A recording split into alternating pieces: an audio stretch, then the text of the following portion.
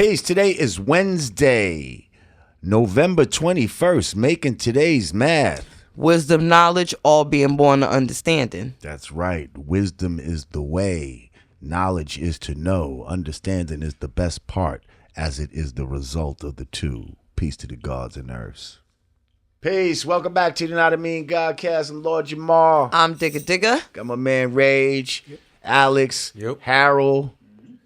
And right about now, we got our distinguished guest in the house, Mr. Paul Guthrie. How are you, Paul? I'm doing good. Peace. Thank you. Yes. So we're here discussing the topic, is W.D.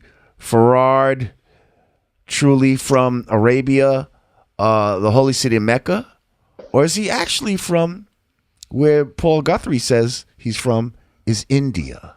And he gives us certain things in the lessons that give us an indication that he's actually from India and not from the holy city of Mecca. So why don't we go over some of those things as far as the mathematics of what we have in our lessons, as far as the 9,000 miles and the 2,200 miles making the devil walk to the Caucasus Mountains. Let's get into some of that.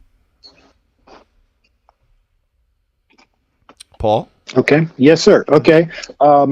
According to the teachings of W.D. Farad, they were cast out of the root of civilization and made to walk 2,200 miles now we're up talking to about the Caucasian, the mountains. Yes? Yes.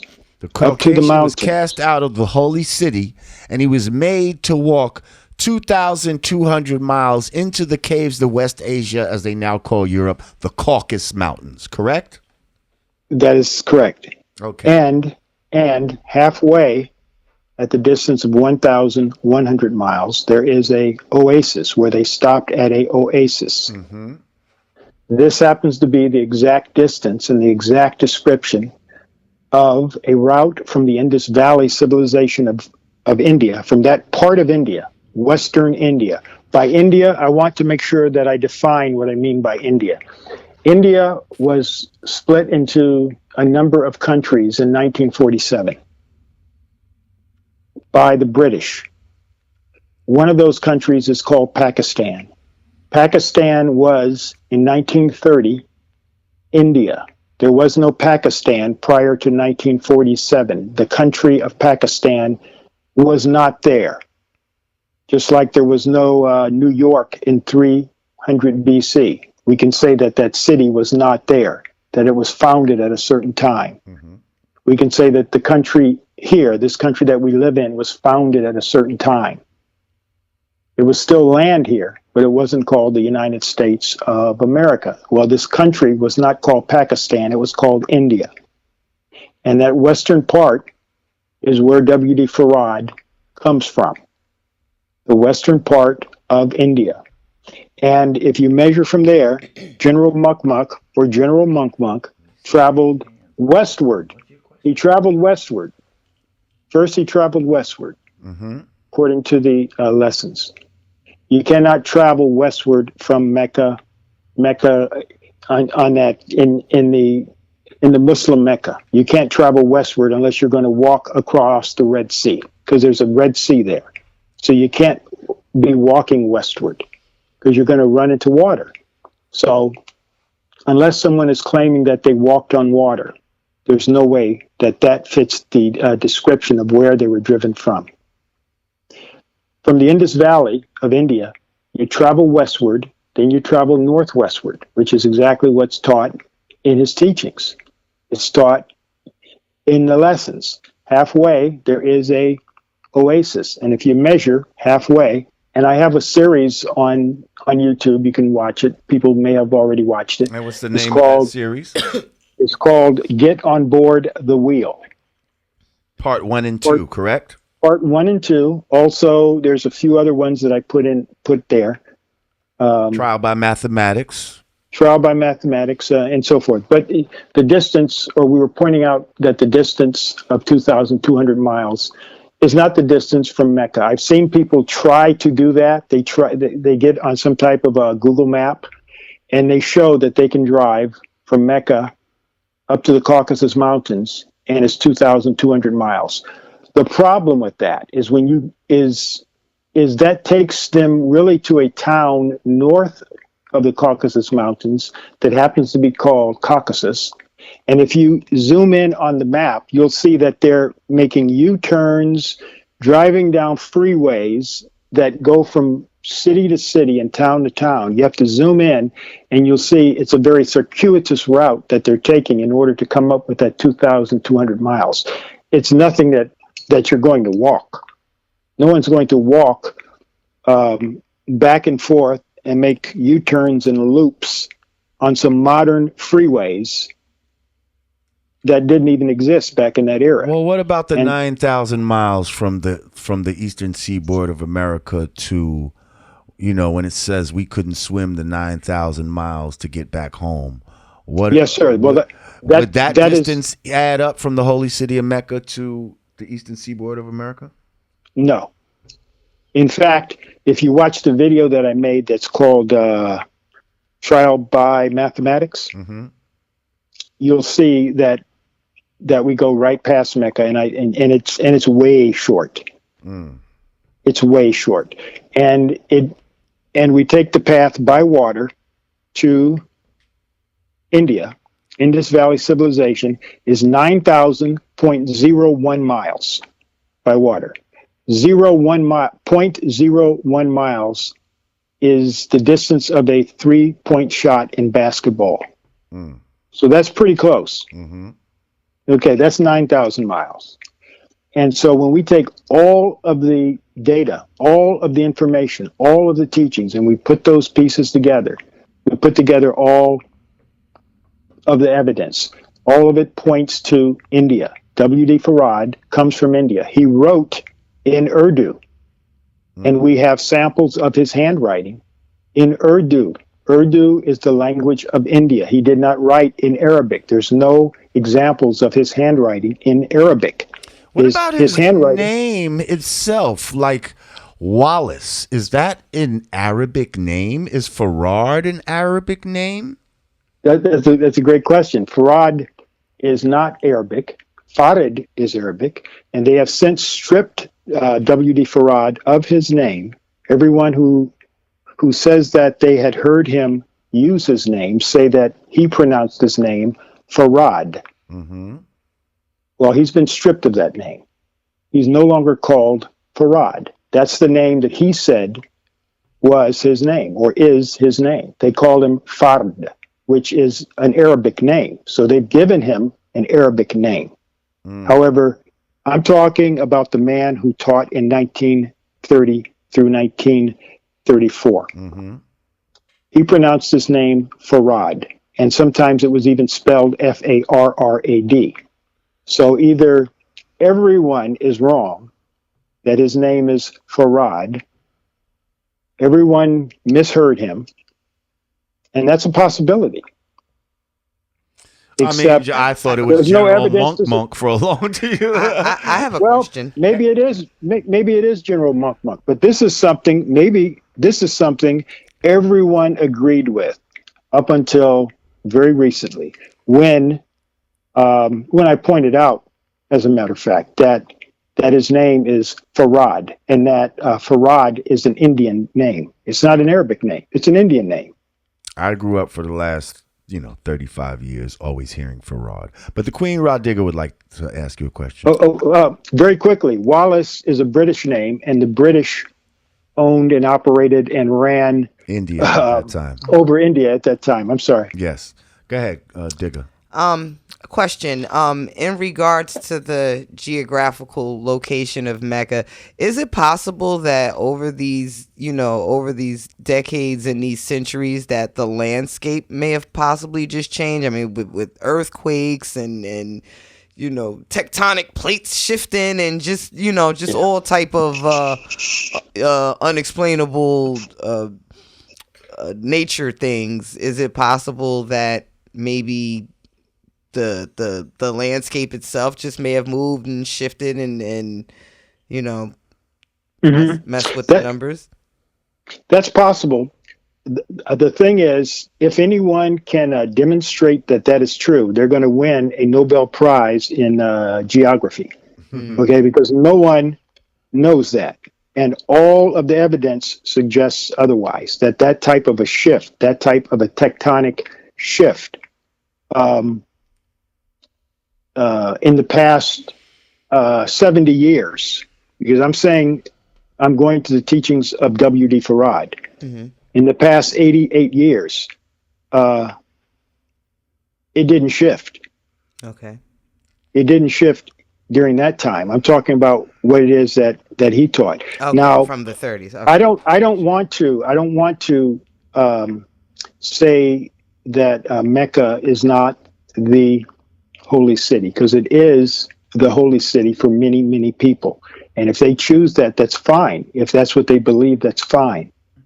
All I'm looking at is what is taught by W.D. Farad, and I'm saying that all of the evidence that I looked at, when I look at the 120, when I look at the lessons, everything added up. W.D. Farad comes from India, and in fact, they've already pretty much admitted that. You know what the real problem is?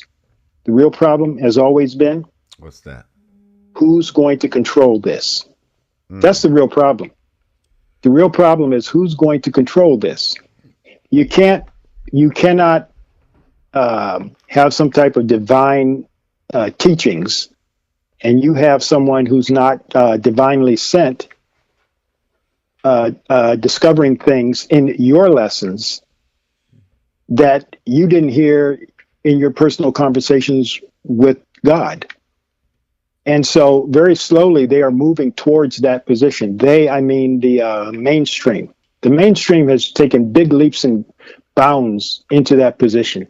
W.D. Farad uses Arabic names all throughout the problem book. Usman, for example, we point out in part 1, Usman, that's not an Arabic name. The Arabic name is Uthman. W.D. Farad writes Usman. W.D. Farad uses Arabic names. Uses Urdu names. Shabazz is not Arabic, and that's pointed out in part 1. Shabazz entered into India through the Persian Empire, and that's mentioned in part 1. All of the names that he uses, Quran Sharif. Get your fact checker. You got the fact checker there, right? Yeah, you listening, fact checker? I'm in tune. Search Quran Sharif. How you spell that? Search Quran Sharif. And he's spelling Quran with a K, not a Q. Correct. Mm-hmm. You can spell it with a K or a Q, and just do both and see where those come from. Every Quran Sharif is from India, and W.D. Farad, he called it the Quran Sharif, not just Quran. And that's only called in India. That's India. Yeah. And I did see a writing just earlier today where he did call it Quran Sharif. So listen. He's from India. They've already admitted it. It's just that they have to take control of it and not let it.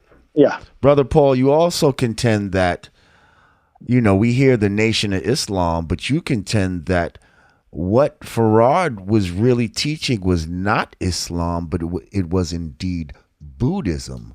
Let's get into a little bit of that. What makes you say that?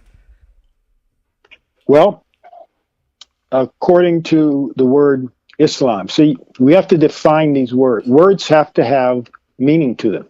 We have to agree on what the word means. If the word means I, self, Lord and Master, I say yes, he taught Islam. Because that's the Islam I learned. That's the Islam that the 5%ers learn is I, self, Lord and Master. And we vehemently that's what he taught. That's what he taught. Make an assertion that we are not Muslims. But anyway, go ahead. That is what W.D. Farad taught. I, self, Lord and Master. Mm-hmm. If that is the definition of that word. Right. The problem is that people have taken on a religious interpretation of that word, and they're saying that the word Islam is the word that we all hear when we talk of Islam, that there's one God. His name is Allah. There's no mention by W.D. Farad. Is Muhammad. Correct. Mm-hmm. That's called the Shahada, right? Mm-hmm.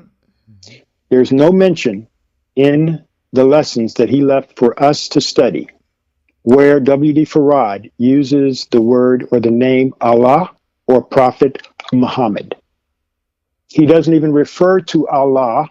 He does not refer to Allah or the Prophet.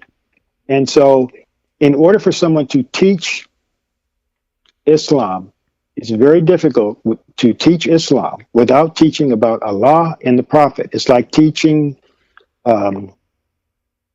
oceanography and never mentioning water. It's very difficult to teach oceanography, the study of the oceans, and never even make any mention of water. It's almost the equivalent of trying to teach Christianity without mentioning Jesus. Yes, yeah, that's right. Yeah, without mentioning Jesus or the hip hop and not mentioning the black man. teaching hip hop and not even mentioning Jamar. Okay. Lord Jamar, right? And Rod Digger, right? Okay. That's right. Hang on, brother. Brother Yeah. Rage want to ask you something. I have a looming question from a lay point of view. Like, who benefits and what's the point? Why all this cryptic speak to begin with? Was Farad Muhammad intentionally engaged in misleading lessons? Why was he misleading? The people who interpret it, did they interpret it wrong and thereby mislead people intentionally or unintentionally?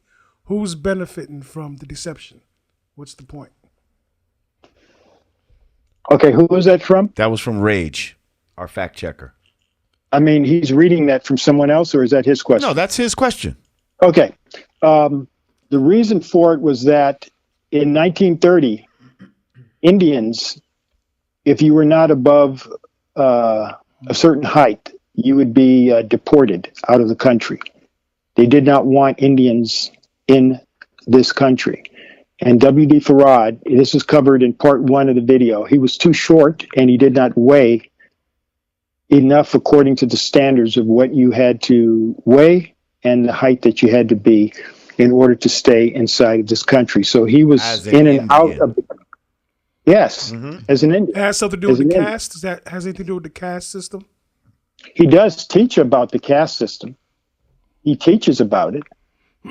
The story of Yaqub is really very, very similar to the story of caste.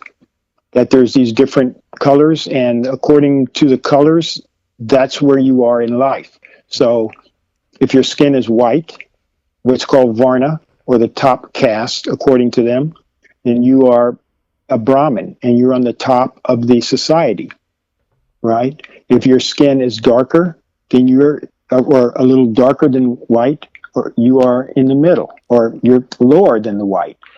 And the darker it is, the lower you are on that in that system. And the Shudras or the slaves are black. And then the untouchables are the ones thrown completely out of the caste system. And so W.D. Farad said that if you see a Christian and a Hindu walking down the street, kill the Hindu first. Now, he didn't mean to actually kill anybody.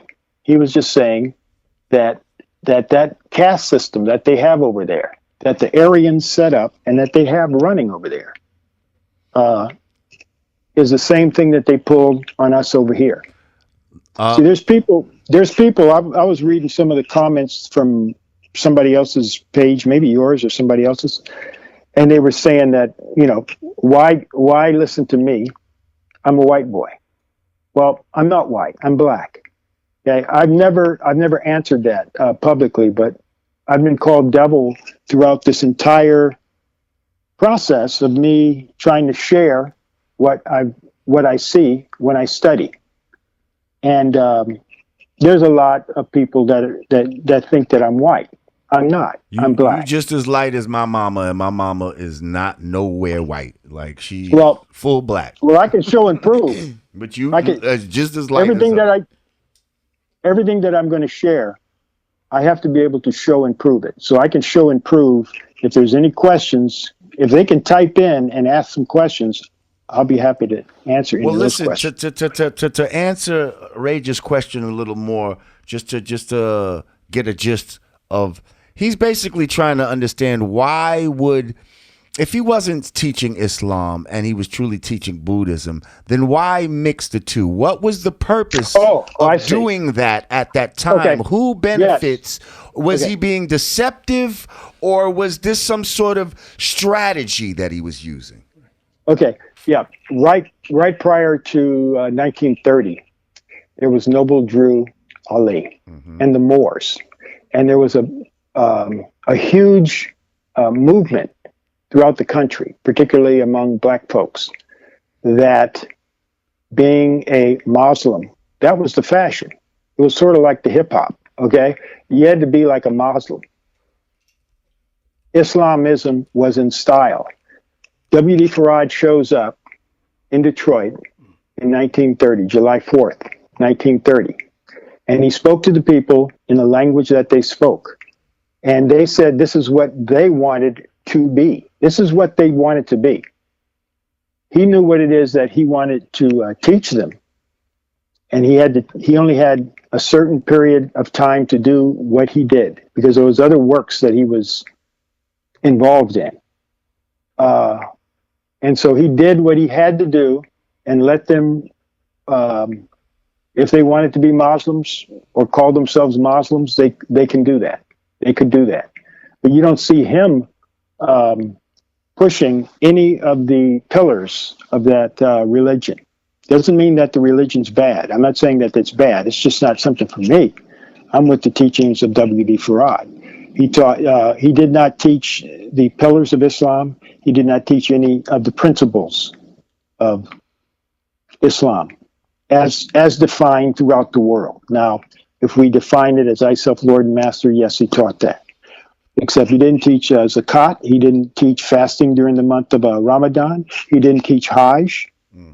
He didn't teach a belief in the prophets. No belief. In fact, the only persons who are ever mentioned in his teachings about believers are those who believed in the teachings of the 10%, and that is the 85%. Okay? They believe in the lies of the 10%. Right? That makes sense to you. You know what that means, right? Absolutely. Right, Jamar? Absolutely. Okay. And the believers who followed Yaqub, they believed in his teachings and they were followers. So he wasn't teaching any followers, and he wasn't teaching anybody to believe in anything. But wasn't there a movement going on? Sorry, not to cut you up, but wasn't there a movement going on in India at that time that was dealing with like 85% and that same breakdown, which is incorporated into those lessons, as well as Bahujan. I don't know if we have enough time. Right. Yes. I don't know if we have enough time to talk about this. Maybe we're going to wait till the next segment. But, maybe again, if somebody a little wants bit about to that. Talk about when it says, they found out about us 60 years ago, and how that deals with a book that came out in India. Oh yeah, it's called Slavery. It's called Slavery. Damn, what was my other thought? I do have a couple of questions too, but Okay. I'll save them for. You the know what? next segment. We're gonna take a break. We're gonna regroup, and then we're gonna come back. You know what I mean, Godcat?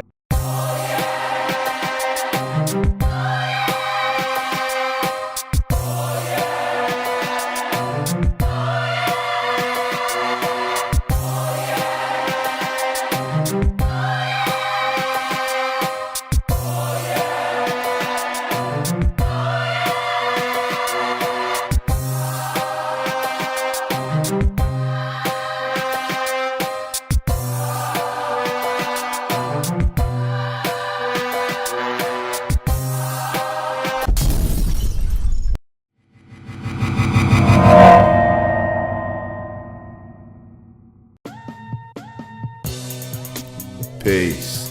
It's the absence of all confusion. United we stand, divided we fall. Two fingers together is the real peace sign, y'all. Brand Nubian peace gear. Hoodies. T-shirts. Snapbacks. Available at hoodg.com. Get yours today.